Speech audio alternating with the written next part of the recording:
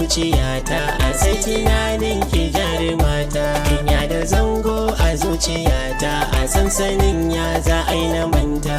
Kyan halinki nake tunawa, a gimbiyata gwanar yabawa, da zantikanki masu daɗi a koda yaushe.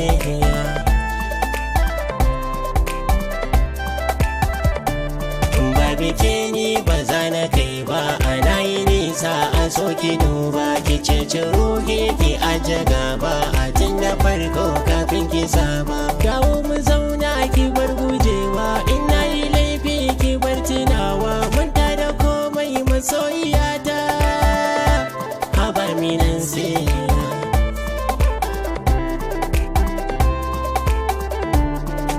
Minansi da weki dawo, ko babu so akwai kulawa. Shukar da nai karki yo haƙewa, ana ta so mai za a yi da gaba. Ko a dama da ke na saba, in dai na san ki ba zan iya ba. A babu riba a so da ƙauna, in dai na barke ya.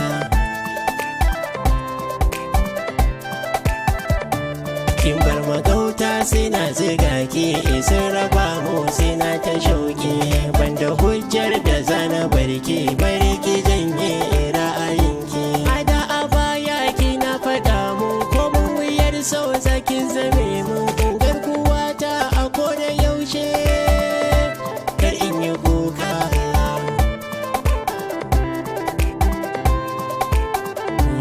Amma a yanzu kina guduna, in kin gano ni sai ki tsugunna.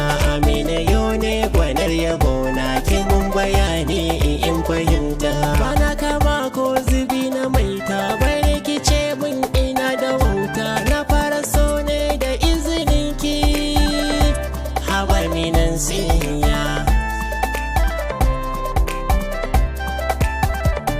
Kin bani so ba bakin hiyana, kin bani kauna a har da yarda. Kullum ki zo kina jira na, ina fito mu je mu zauna. Mu rinka fira cikin kwarewa, komai nake so kina kulawa. A babu komai a zuciyarki, sai da yabona.